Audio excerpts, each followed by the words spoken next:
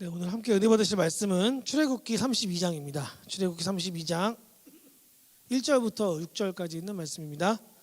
구약성경 131쪽에 있습니다. 출애굽기 32장 1절부터 6절입니다. 다 찾으셨나요? 그럼 제가 봉독해 드리겠습니다. 백성이 모세가 산에서 내려오미 더딤을 보고 모여 백성이 아론에게 이르러 말하되 일어나라, 우리를 위하여 우리를 인도할 신을 만들라. 이 모세 곧 우리를 애굽 땅에서 인도하여 낸 사람은 어찌 되었는지 알지 못함이니라. 아론이 그들에게 이르되 너희의 아내와 자녀의 귀에서 금 고리를 빼어 내게로 가져오라. 모든 백성이 그 귀에서 금 고리를 빼어 아론에게로 가져가매 아론이 그들의 손에서 금 고리를 받아 부어서 조각칼로 새겨 송아지 형상을 만드니 그들이 말하되 이스라엘아, 이는 너희를 애굽 땅에서 인도하여 낸 너희의 신이로다 하는지라. 아론이 보고 그 앞에 제단을 쌓고 이에 아론이 공포하여 이르되 내일은 여호와의 절일이니라 하니 이튿날 그들이 일찍이 일어나 번제를 드리며 화목제를 드리고 백성이 앉아서 먹고 마시며 일어나서 뛰놀더라. 아멘.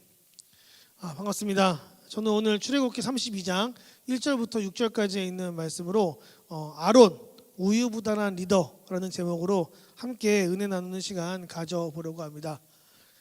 제가 이 설교를 준비하고 제목을 딱 이렇게 했을 때 누군가 저한테 이런 이야기를 하더라고요. 이거 리더 교육대에 쓰시려고 만드신 본문입니까? 제목입니까? 물어보더라고요. 네, 그렇진 않습니다. 네, 제가 여기서는 리더라는 단어를 썼지만 저는 이 본문 안에 있는 내용은 사실 모든 그리스도인들에게 다 동일하게 적용되는 바라고 생각합니다. 왜냐하면 우리 그리스도인들은 여러분들이 원든 원치 않든 세상 가운데 가면 어쩔 수 없이 여러분들이 리더의 자리에 설 수밖에 없는 순간이 오게 됩니다. 그게 여러분들이 성공할 것이기 때문입니다. 이런 이야기가 아니라 여러분들이 누군가 믿지 않는 영혼들에게 복음을 증거하기 위해서 여러분들이 그들과의 관계 속에서 하나님의 말씀을 전하기 시작했을 때 여러분은 아주 자연스럽게 그 사람들을 하나님께로 인도하는 리더가 될 겁니다. 그러니 이건 하나님을 믿기로 결정하고 하나님 앞에 나온 모든 사람들에게 필요한 말씀이라고 생각해요. 그래서 여러분들이 진정 하나님을 믿고 하나님을 따르는 자로서 하나님이 어떤 분이신지를 내가 믿고 내가 함께 나누고 싶은 사람들에게 전해야겠다라는 마음이 들었을 때는요, 여러분, 내가 여기 본문에 나와 있는 이 아론과 같은 모습이 아닌 우리가 그에게서 배운 잘못된 점들을 덜어낸, 우리가 진짜 하나님의 뜻이 무엇이고 하나님이 어떤 말씀을 가르쳐 주시는지 바라보고 전해줄 수 있는 모두가 될 수 있게 되기를 주님의 이름으로 축복합니다. 그래서 여러분들을 통해 하나님을 배울 때 사람들이 오해하지 않았으면 좋겠어요. 그들 역시 우리가 믿는 그 하나님을 명확히 바라보고 그 하나님께 기쁨으로 나올 수 있게 되기를 주님의 이름으로 축복합니다. 그리고 여러분들이 만나는 그 모든 영혼들에게 그 귀한 일들이 항상 정말 기쁘게 함께 할 수 있게 되기를 주님의 이름으로 축복합니다. 오늘 본문은 사실 이스라엘 백성들이 출애굽한 이후에 이제 하나님께 앞으로 이스라엘 백성이 어떻게 살아가야 됩니까? 라고 하는 질문에 대한 대답을 듣기 위해 기다리는 장면이었어요. 이스라엘 백성들은 이 본문 안에서 우리가 잘 알고 있기로는 하나님께 택함을 받은 민족이지만 원래 이 상황 속에서 이스라엘 백성들은 어떤 민족들이었습니까? 그들은 원래 애굽에서 420년이 넘는 시간 동안 종살이를 하던 사람들이었어요. 그러니까 이 사람들은 쉽게 말해서 그야말로 몇 대째 노예 생활을 하던 사람이었다라고 보시면 됩니다. 이때 당시만 하더라도 사람 평균 수명이 50세가 안 됐어요. 그러니까 사실 50세, 60세쯤 되면은 그 부모 세대는 죽고 자녀 세대가 이제 일어나서 활동을 하는 어떤 그런 형국이 이어졌겠죠. 그러니까 그걸 400년으로 계산해 봤을 때 계산해 보면은 적어도 8세대 혹은 7세대가 다 노예 생활만 경험을 한 거예요. 여러분 한번 잘 생각해 보세요. 우리의 아버지도 그 아버지의 아버지도 그 아버지의 아버지도 애굽에서 노예였어요. 그러면 지금 이 상황 속에서 있는 나는요, 당연히 어떤 생각을 하겠습니까? 내가 다른 신분을 꿈꿀 수 있겠습니까? 못 꿈꿉니다. 처음부터 끝까지 다 누구예요? 다 노예들인 거예요. 우리 가족들은요. 근데 그런 상황 속에서 이 사람들은 스스로 무언가를 결정하는 걸 배웠겠습니까? 못 배웠겠습니까? 배울 수가 없습니다. 이 사람들은 하루 일과 중에 자기들이 뭘 해야 될지를 스스로 결정할 수 있는 능력이 없습니다. 자신의 주인이었던 애굽 그 고관들과 그리고 자신의 어떤 일을 시키는 그런 어떤 그 관리자들이 와서 오늘은 몇 시부터 몇 시까지 이거 하면 되고요. 그리고 밥 먹고 그 다음에 이거 하면 되고요. 이렇게 쭉 알려주면 그거에 맞춰서 일을 할 뿐이었어요.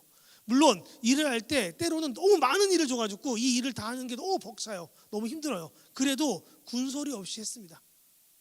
그렇게 누군가 시키는 일만 하던 사람들이었거든요. 근데 문제는 뭐냐? 이 사람들이 이렇게 자기들끼리 출애굽해서 자유로운 건 너무 좋아요. 이제 누가 나한테 일 안 시켜서 너무 좋아요. 내가 일 안 한다고 누가 날 때리지도 않을 거예요. 너무 기쁘거든요. 근데 문제는 뭡니까? 내가 이제부터 뭘 하고 살아야 될지 모르는 거예요. 지금까지 한 번도 그런 미래를 꿈꿔본 적이 없으니까요. 막 그들이 하나님께 저희 자유롭게 살게 해주시면 내가 이것도 하고요 저것도 하고요 막 그러면서 하나님께 기도해서 자신들의 자유를 쟁취한 게 아닙니다. 이 사람들은요. 그냥 애굽에서 노예로 살고 있었는데 어느 날 갑자기 그들의 부르짖음을 하나님 들으시고 하나님께서 모세를 보내셔서 하루아침에 이스라엘 백성들을 끌어낸 거예요. 그러니 이들은 아무 준비가 안 돼 있었습니다. 그런 준비가 안 된 상태에서 이제 그들이 스스로 홀로서기를 하려고 하니까 뭘 어떻게 해야 될지 모르지 않습니까? 완전 백지 상태 아닙니까? 그래서 모세가 이야기합니다. 너희를 위한 하나님의 법을, 하나님의 뜻을 내가 듣고 오겠다. 그러니 너희 기다려라. 그렇게 이야기를 하고 모세 혼자 산 위로 어떻게 해요? 올라간 겁니다. 그리고 40일 동안 안 내려오는 거예요. 근데 여러분, 모세가 올라갈 때 음식 같은 거 들고 올라갔을까요? 안 들고 올라갔거든요. 그러니까 이 아래에 있는 사람들은 걱정되는 거예요. 어떤 사람이 40일 동안 올라가서 아무것도 안 먹고 저 위에 물도 없어 보여요. 당시 모세가 올라갔던 시내산이라고 하는 그 산은요, 어떤 산이냐면 여러분, 그 산 자체가 다 돌로 되어 있는 황망한 산입니다. 그 위에 눈으로 보기에도 저 위에 뭐 마실 물이나 아니면은 뭔가 잡아먹을 짐승이 있겠다 이런 생각이 드는 장소가 아니었어요. 그런데 그렇게 그 위에 올라간 사람이 40일 동안 안 내려오니까 아래에 있는 사람들은 무슨 생각할까요? 이거 분명히 죽었다. 저기 올라가서 구름 내려오고 하는 거 보니까 저 위에서 분명히 무슨 생긴 거다. 저 위에서 큰일 났다. 이런 생각을 하는 거예요. 그러니까 이제 이 사람들은 그 모세의 부재를 느끼며 이제 무슨 생각을 하는 겁니까? 자기들을 이끌어줄 리더가 필요한 거예요. 이 사람들은 한 번도 홀로 선 적이 없으니까요. 그래서 그들이 이제 눈을 누구로 돌립니까? 아론으로 돌리는 거예요. 아론은 누군데요? 원래 모세가 애굽 백성이랑 협상을 해야 되고 애굽 왕과 이스라엘 백성을 내보내달라는 어떤 말들을 해야 되는데 그가 하나님께 이런 얘기를 해요. 내가 너무 오랫동안 사람하고 대화 안 했습니다. 왜냐하면 모세가 당시에 40년 가까이를 광야에서 양치기였거든요. 그러니까 이렇게 그 목축업을 했단 말이에요. 그러니까 이 사람 눈에는 사람보다 양이 늘 항상 함께 있었고 사람하고 대화 나눌 일이 별로 없었던 거예요. 근데 원래 이 사람 잘 배운 사람이에요. 그렇다고 말 못합니까? 아닙니다. 그 뒤에 애굽 백성들하고 이야기할 때도 그리고 이스라엘 백성들과 이야기할 때도 이스라엘 백성들 이끌 때도 보면은 말 잘해요. 근데 그럼에도 불구하고 두려움이 있으니까 뭐라고 얘기를 해요? 저 말 잘 못하는데요. 이제 말 다 까먹었는데요.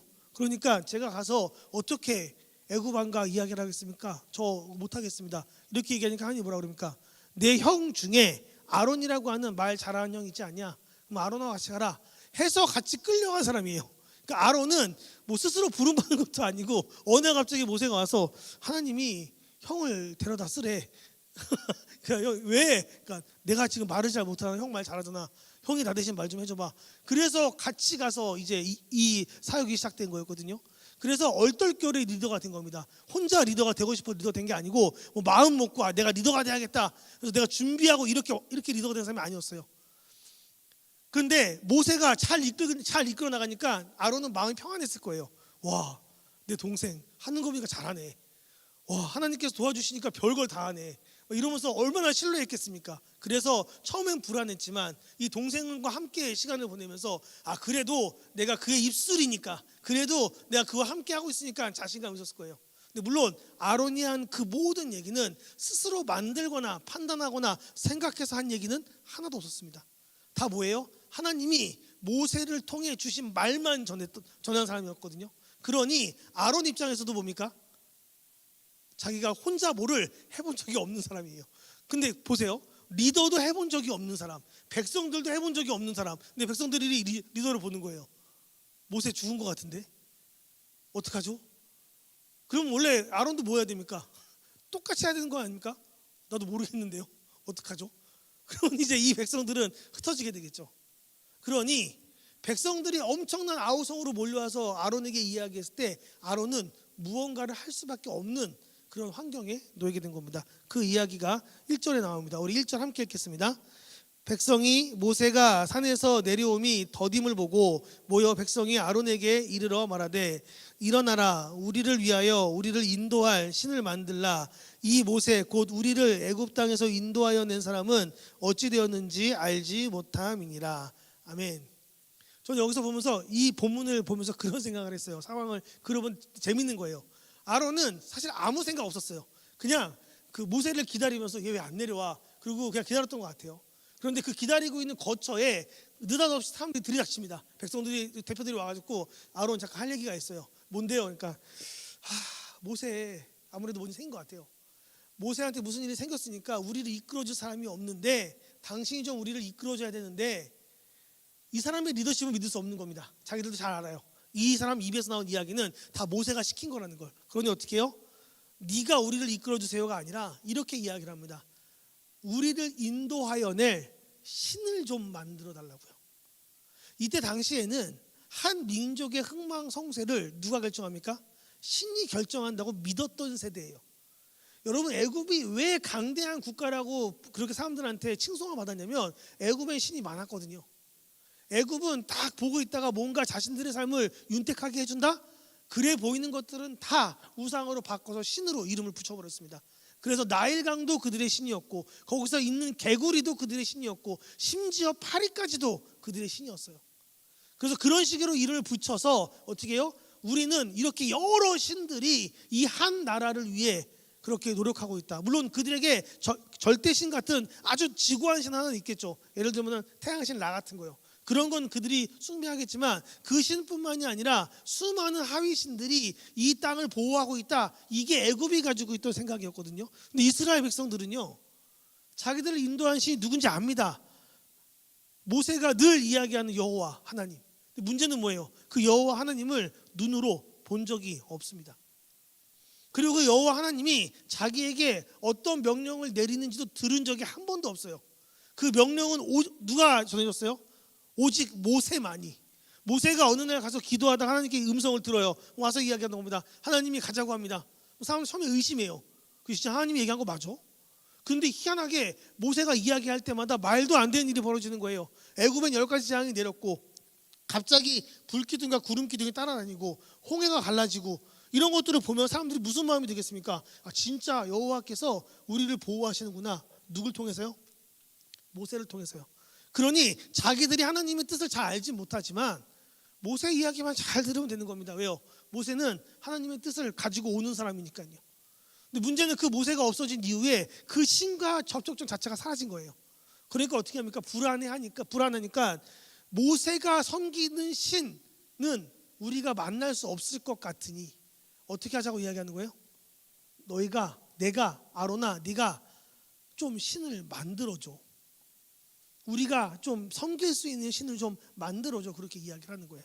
근데 그 이야기를 딱 들었을 때 아론이요, 원래 만약에 우유부단하지 않은 리더였다면 그 자리에서 화를 내거나 딱 끊었어야 됩니다. 왜냐하면 아론도 하나님이 누군지 모르잖아요. 그죠? 그런데 아론이 하나님을 보여줄 수 있습니까? 없어요. 그리고 적어도 아론이 자기 동생 모세가 하는 거 봤으면 저는 그랬어야 한다고 생각해요. 무릎 꿇고 기도는 해봤어야죠. 하나님, 지금 이 사람들이 지금 많이 화가 났는데, 많이 불안해하는데, 하나님 좀 저에게 어떤 음성을 좀 들려주셔야 되는 거 아닙니까? 저한테 어떤 좀 길을 좀 내주셔야 되는 거 아닙니까? 모세 어디 있는지 모르겠고 너무 무섭습니다. 이 사람들 이러다가 나중에 폭동 일어나면 감당 안 됩니다. 이거 하나님 제발 좀 답을 주세요. 이렇게 기도를 하거나 아니면 딱 끊어서 하나님이 함께 하시는데 모세한테 무슨 일이 생기겠어? 기다려봐. 곧 내려올 거야. 곧 하나님이 내려오셔서 우리한테 어떻게 해야 될지를 알려줄 거야. 딱 끊을 수 있었어야 됐습니다. 그런데 아론은 그런 리더가 아니었습니다. 그 이야기를 듣고 이 사람들이 두려워서 이제 뭐를 해요? 그 사람들이 만족할 만한 결과를 내기 위해 퍼포먼스를 시작합니다. 그게 2절부터 4절까지 있는 말씀입니다. 우리 함께 읽겠습니다. 아론이 그들에게 이르되 너희의 아내와 자녀의 귀에서 금고리를 빼어 내게로 가져오라. 모든 백성이 그 귀에서 금 고리를 빼어 아론에게로 가져가매 아론이 그들의 손에서 금 고리를 받아 부어서 조각칼로 새겨 송아지 형상을 만드니 그들이 말하되 이스라엘아 이는 너희를 애굽 땅에서 인도하여 낸 너희의 신이로다 하는지라. 아멘. 갑자기 이야기하는 거예요. 뭔가 알고 있는 사람처럼, 뭔가 전문가인 것처럼. 그럼 가서 너희들 귀에 있는 금부치, 금곡을 다 빼와. 그걸로 내가 신을 만들어 줄게. 근데 여러분, 아론이 왜 이런 이야기를 하고 있는 것 같습니까?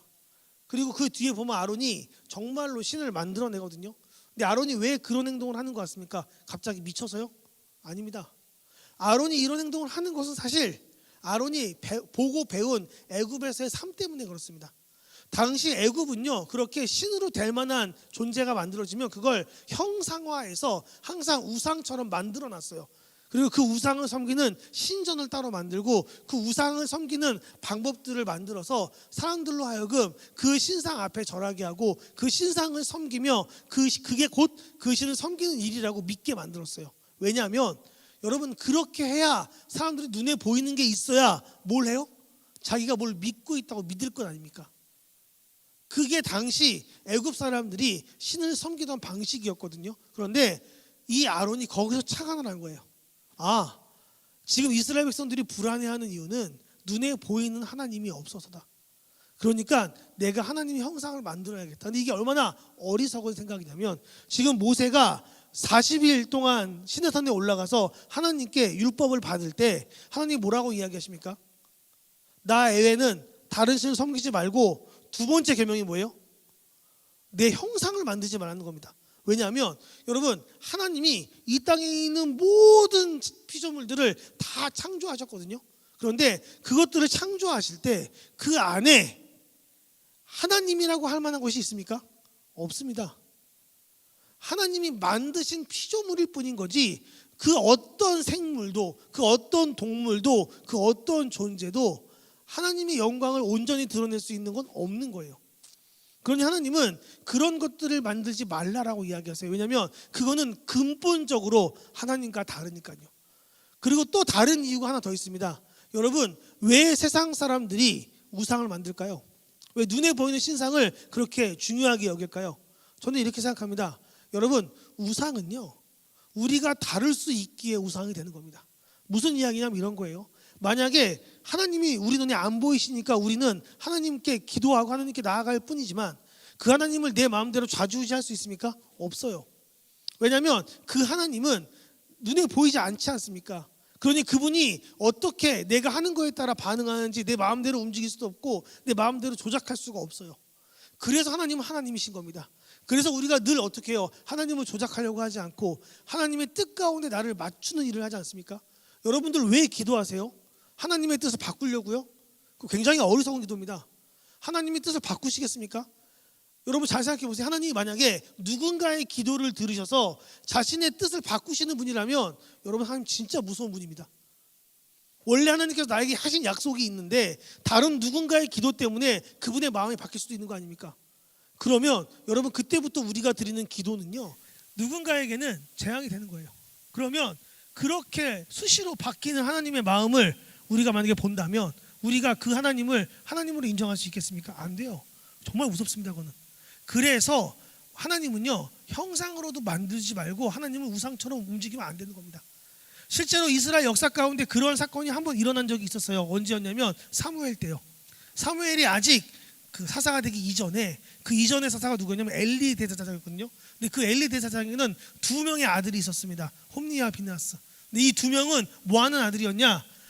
자신의 아버지를 따라 성전에 있는 일을 도맡아 하는 제사장직이었지만 굉장히 악한 사람들이었어요. 하나님께 드리는 고기를 하고 나서 이렇게 드릴 때 제사장들이 이렇게 떠가지고 자기들 먹고 떠오거든요. 근데 이 사람들은 어떻게 했냐? 일부러 갈고리를 큰 걸 만들어가지고 고기를 던졌는데 쭉 넣어가지고 빼면은 안에 있는 고기 다 끄집어내는 거예요. 그리고 한 번에 꺼냈으니까 이거 다 내 거. 그리고 먹었어요. 하나님이 그거 하지 말라고 엘리 제사장한테 저러면 큰일 난다고 가르치라고 이야기했는데 엘리 대제사장은 자기 아들들을 가르치지 않았습니다. 나중에 어떤 일이 벌어지냐? 블레셋과의 전투에서 그 두 아들이요, 자꾸 전쟁에서 지니까 화가 난 거예요. 그래서 생각합니다. 하나님이 전쟁에 참여해야 이길 것 같은데 우리가 하는 짓을 보니 하나님이 우리를 안 도와줄 것 같아. 그러니까 하나님 강제로 전장에 참여시키자. 그래서 내린 결론이 뭐였냐? 법궤 들고 전쟁에 나갑니다. 법궤가 하나님이 주신 하나님의 그 보좌라는 어떤 의미를 가지고 있거든요. 그러니까 저거 움직이면 하나님이 강제로 소환되겠지라는 생각으로 가져간 거예요. 하나님이 그 전쟁에 참여하셨을까요? 아닙니다. 이스라엘 백성은 그 전쟁에서 대패하고 법궤까지 빼앗깁니다. 그리고 홈리와 비느하스는 죽습니다. 그리고 그 아들이 죽었다는 소식을 듣고 충격받은 엘리 제사장은 자리에서 쓰러지다가 의자 등받이에 목이 걸려가지고 목뼈가 부러져서 죽어요. 그런데 그런 모든 일련의 사건들이 벌어진 이유가 뭐예요? 그들은 하나님을 우상처럼 자기가 조작하려고 했습니다. 그러니 하나님은 자신의 형상을 만들지 말라고 하시는 겁니다. 하나님은 우상이 될 수 없으니까요. 전 이거 보면서 우리 역시 마찬가지라고 생각합니다. 여러분, 우리가 하나님을 떠올릴 때, 하나님을 생각할 때 정말 놓치지 말아야 될 진실은 그분은 우리가 조작할 수 있는 분이 아니라는 겁니다. 우리가 그분께 기도하는 이유는 그분의 뜻을 바꾸기 위함이 아니라 그분의 뜻에 내 뜻을 순복시키고 그분의 뜻에 내 뜻을 맞추고 그분의 생각에 내 생각을 맞춰 드리기 위함입니다. 그래서 우리가 기도를 하면 할수록 내가 더 강해지는 게 아니라요, 기도를 하면 할수록 나는 어떻게 됩니까? 점점 더 내 계획, 내 뜻이 아닌 하나님의 뜻으로 가득 찬 사람으로 바뀌게 되는 거예요. 우리가 성경을 읽을 때 왜 우리가 안 변하는지 아십니까? 성경을 읽을 때 이 성경 안에 있는 이 말씀들이 나랑 상관없다고 생각하기 때문이에요. 그런데 만약에 이 말씀이 내 삶의 중심이다, 이 말씀이 내 삶의 기준이다, 이 말씀이 내 삶을 이끌어가는 삶의 중요한 어떤 그런 이끔이다 라고 내가 믿으면, 또 그렇게 살아가기 시작하면 여러분, 그때부터 우리의 인생은 성경 안에 있는 말씀으로 바뀌는 겁니다. 이게 굉장히 중요한 거예요. 그런데 이스라엘 백성들은 지금 뭐 한 거예요? 자기들이 눈으로 볼 수 있는, 자기들이 조작할 수 있는 신을 만들어 달라고 한 거예요. 근데 그때 아론이 뭐랍니까? 금을 집어넣고 녹인 다음에 막 해가지고 형상을 만들었는데 고작 만든 게 뭐예요?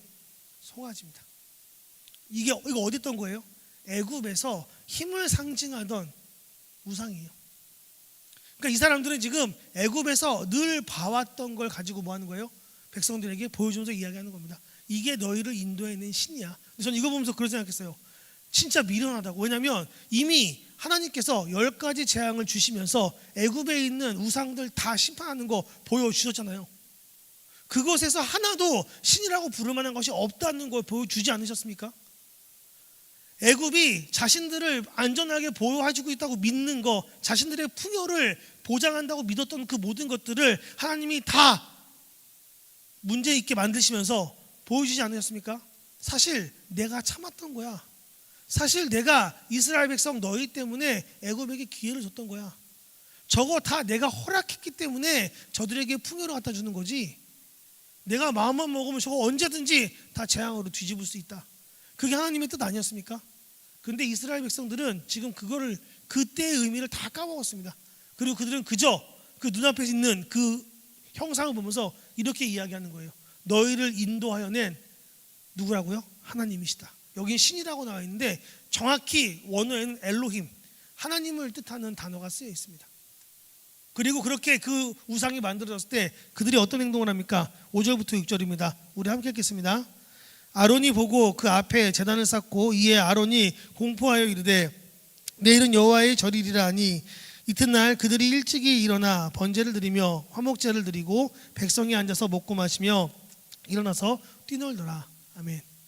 그들은 자기들이 죄를 짓고 있는지도 모르면서 하나님께 예배한다고 착각하면서 하나님께 무언가를 드린다고 굳게 믿으면서 죄악된 길로 나아갑니다. 하나님이 이걸 보면서 그래, 그래도 너희가 내 이름으로 예배했으니 내가 인정해 줄게. 너희가 그래도 내 이름으로 모여서 내 절기를 지켰으니 그것만큼은, 그 노력만큼은 가상하게 내가 인정해 줄게. 그렇게 말씀하십니까? 아닙니다. 만약에 그걸 허락하시게 되면요, 이 세상에 우상 숭배가 어디 있습니까? 모든 것들 그냥 다 하나님의 이름으로 섬기면 되는 거 아닙니까? 여러분, 그게 다신주의예요. 그런데 하나님은 그걸 원치 않으세요. 왜냐하면 이 땅에 하나님이라고 부를 만한 분은 딱 한 분, 하나님밖에 안 계시기 때문입니다. 그러니 하나님은 이런 모든 일들을 기뻐하지 않으십니다. 그래서 어떻게 합니까? 이들은 여기서 아무것도 모르고 기뻐하지만 그들의 모든 기쁨이 하나하나 쌓여 그들의 죄로 돌아가게 됩니다. 이 뒤에 보면 끔찍한 일이 일어나요. 이것 때문에 자기 동족이 동족을 거의 진멸지적까지 죽이게 되는 그런 일들이 벌어지지 않습니까? 왜 그런 일들이 벌어집니까? 이들이요, 지금 잘못된 리더의 잘못된 이끌림을 받았기 때문입니다. 전 이거 보면서 그런 생각을 했어요. 여러분, 우리가 먼저 믿는 자로서 믿지 않는 사람들을 잘못된 길로 인도하게 되면 이런 끔찍한 일이 벌어지는 겁니다. 여러분, 나도 천국에 못 들어가지만 나를 따라서 하나님을 믿는다고 따라왔는데 그도 천국에 못 들어가게 하는 거예요. 나도 죄악된 길을 걷고 있지만 그 역시 똑같은 죄된 길을 걷게 만드는 겁니다. 여러분, 이게 우리의 삶 가운데 일어날 수 있는 비극 가운데 전 제일 큰 비극이라고 생각해요. 우리 그리스도인들이 맞이할 수 있는 비극 중에서요. 전 그래서 우리가 이런 부분에 있어서는 우유부단하지 않았으면 좋겠어요. 물론 성격상 저 나쁜 말 못해요. 저 상대방이 기분 나쁠까 봐 말 잘 못해요. 이렇게 할 수 있어요. 저도 그런 성격이거든요. 저도 누군가에게 싫은 소리, 힘든 소리, 안 되는 소리 잘 안 합니다. 심지어 제가 정말 죽을 것 같을 때라도 누가 저한테 와서 이거 해주세요 그러면 예, 해드릴게요 그러고 도와드려요. 그런데 문제는 뭐냐면 그거예요. 그렇게 내가 누군가를 도와주고 누군가를 위해서 나를 희생하는 건 괜찮은 일이라고 생각하지만 그가 진리적인 부분에서 잘못된 길을 걸어갈 때 그런 길 갈 수도 있죠. 그 길 걸어갈 수도 있죠. 사람들 다 그렇게 살잖아요. 괜찮을 거예요. 여러분, 이건 아닙니다. 아닌 것은 분명히 아니라고 얘기해 줘야 됩니다. 모르는 것은 분명히 모른다고 얘기해 줘야 됩니다. 틀린 것은 분명히 틀렸다고 이야기해 줘야 됩니다. 여러분, 그건 싸우자는 게 아니에요. 그 사람의 영혼을 위해서 우리가 해줄 수 있는, 선배된 자로서 해줄 수 있는 진리의 말입니다. 우리가 그 부분을 놓치지 않고 명확히 말해줄 수 있게 되었을 때 저는 믿습니다. 우리와 관계한 누군가가 혹 하나님 안에서 다른 길로 엇나가려고 할 때 우리는 그 사람들을 다시 옳은 길로 인도해 줄 수 있을 거예요. 성경은 말합니다. 사람들을 여러분과 친하게 만드는 게 우리가 신앙생활하는 목적이 아닙니다. 그들과 관계를 맺는 이유가 그들과 어떤 친한 관계가 되어서 그들과 함께 죄를 짓기 위해 친해지는 거예요? 아닙니다. 그들과 우리가 관계를 맺고 친해진 이유는요, 그들을 진리의 길 가운데로 인도하기 위해서예요. 그러면 진리 밖으로 벗어나고 있으면 말해줘야죠. 이 길은 아닌 것 같습니다. 이렇게 오는 게 맞는 것 같아요. 물론 멱살 잡고 싸우라는 얘기는 아니에요. 그러나 잘못된 길을 갈 때 단호하게 아닌 건 아니라고 말할 수 있는 용기, 아닌 건 아니라고 말할 수 있는 결단은 우리 신앙인들에게 꼭 필요합니다. 우리 주한주와 함께 모든 청년부 여러분들이 그런 귀하고 복된 어떤 결단을 가지고 그런 일들을 할 수 있는 모두가 될 수 있게 되기를 주님의 이름으로 축복합니다. 여러분, 그렇게 살아갈 때 저는 믿습니다. 우리가 만나는 그 모든 영혼들이 늘 옳은 길로만 가지는 않을 겁니다. 나도 마찬가지일 거고요. 근데 그 모든 순간 가운데 우리가 그들을 올바른 길로 인도해 줄 수도 있을 것이고, 또 우리 안에서도 서로가 서로를 옳은 길로 인도해 주기 시작한다면 여러분, 이 공동체는 정말 공동체로서 모두가 서로가 서로를 지켜주고 서로가 서로를 보듬어줄 수 있는 그런 공동체가 될 겁니다. 저는 우리 주한주와 함께 모든 청년부가 그런 공동체가 될 수 있게 되기를 주님의 이름으로 축복합니다. 그래서 여러분의 삶이 정말 귀한 어떤 리더의 삶을 살아낼 수 있는 모두가 될 수 있게 되기를 주님의 이름으로 축복드립니다.